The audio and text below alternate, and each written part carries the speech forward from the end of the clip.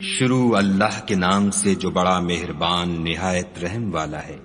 جو چیزیں آسمانوں میں ہیں اور جو چیزیں زمین میں ہیں سب خدا کی تسبیح کرتی ہیں اور وہ غالب حکمت والا ہے۔ وہی تو ہے جس نے کفار اہل کتاب کو حشر اول کے وقت ان کے گھروں سے نکال دیا۔ تمہارے خیال میں بھی نہ تھا کہ وہ نکل جائیں گے، اور وہ لوگ یہ سمجھے ہوئے تھے کہ ان کے قلعے ان کو خدا کے عذاب سے بچا لیں گے، مگر خدا نے ان کو وہاں سے آ لیا جہاں سے ان کو گمان بھی نہ تھا، اور ان کے دلوں میں دہشت ڈال دی کہ اپنے گھروں کو خود اپنے ہاتھوں اور مومنوں کے ہاتھوں سے اجاڑنے لگے۔ تو اے بصیرت کی آنکھیں رکھنے والو، عبرت پکڑو۔ اور اگر خدا نے ان کے بارے میں جلا وطن کرنا نہ لکھ رکھا ہوتا تو ان کو دنیا میں بھی عذاب دے دیتا، اور آخرت میں تو ان کے لیے آگ کا عذاب تیار ہے۔ یہ اس لیے کہ انہوں نے خدا اور اس کے رسول کی مخالفت کی، اور جو شخص خدا کی مخالفت کرے تو خدا سخت عذاب دینے والا ہے۔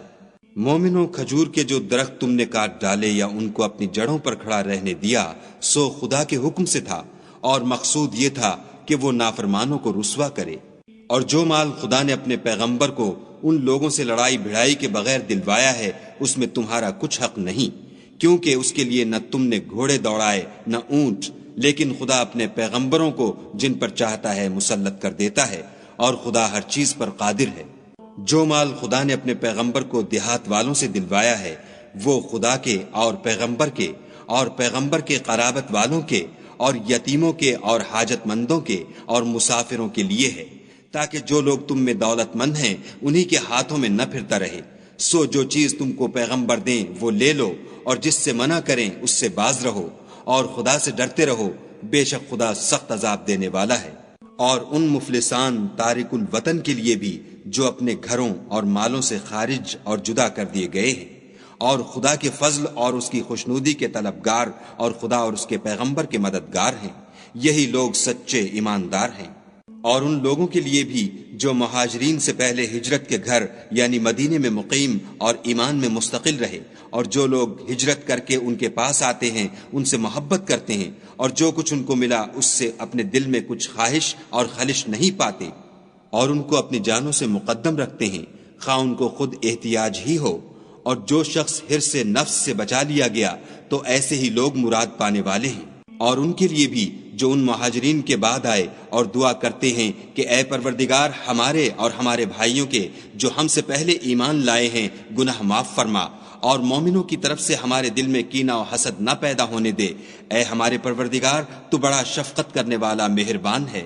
کیا تم نے ان منافقوں کو نہیں دیکھا جو اپنے کافر بھائیوں سے جو اہل کتاب ہیں کہا کرتے ہیں کہ اگر تم جلا وطن کیے گئے تو ہم بھی تمہارے ساتھ نکل چلیں گے، اور تمہارے بارے میں کبھی کسی کا کہا نہ مانیں گے، اور اگر تم سے جنگ ہوئی تو تمہاری مدد کریں گے، مگر خدا ظاہر کیے دیتا ہے کہ یہ جھوٹے ہیں۔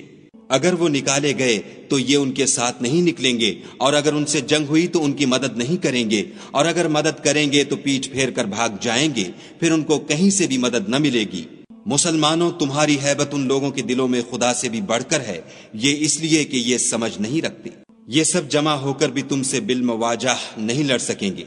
مگر بستیوں کے قلعوں میں پناہ لے کر یا دیواروں کی اوٹ میں مستور ہو کر ان کا آپس میں بڑا رعب ہے۔ تم شاید خیال کرتے ہو کہ یہ اکٹھے اور ایک جان ہیں، مگر ان کے دل پھٹے ہوئے ہیں، یہ اس لیے کہ یہ بے عقل لوگ ہیں۔ ان کا حال ان لوگوں کا سا ہے جو ان سے کچھ ہی پیشتر اپنے کاموں کی سزا کا مزہ چکھ چکے ہیں، اور ابھی ان کے لیے دکھ دینے والا عذاب تیار ہے۔ منافقوں کی مثال شیطان کی سی ہے کہ انسان سے کہتا رہا کہ کافر ہو جا، جب وہ کافر ہو گیا تو کہنے لگا کہ مجھے تجھ سے کچھ سروکار نہیں، مجھ کو تو خدا رب العالمین سے ڈر لگتا ہے۔ تو دونوں کا انجام یہ ہوا کہ دونوں دوزخ میں داخل ہوئے، ہمیشہ اس میں رہیں گے، اور بے انصافوں کی یہی سزا ہے۔ اے ایمان والو، خدا سے ڈرتے رہو، اور ہر شخص کو دیکھنا چاہیے کہ اس نے کل یعنی فردائے قیامت کے لیے کیا سامان بھیجا ہے، اور ہم پھر کہتے ہیں کہ خدا سے ڈرتے رہو،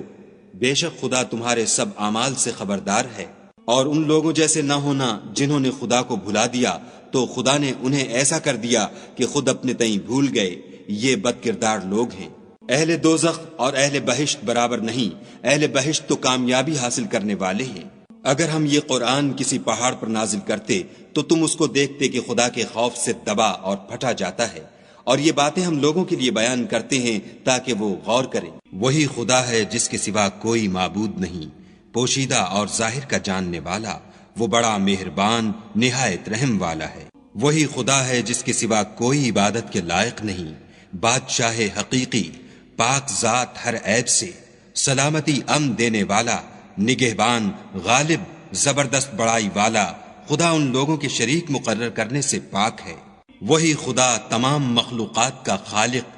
ایجاد و اختراع کرنے والا، صورتیں بنانے والا، اس کے سب اچھے سے اچھے نام ہیں۔ جتنی چیزیں آسمانوں اور زمین میں ہیں سب اس کی تسبیح کرتی ہیں، اور وہ غالب حکمت والا ہے۔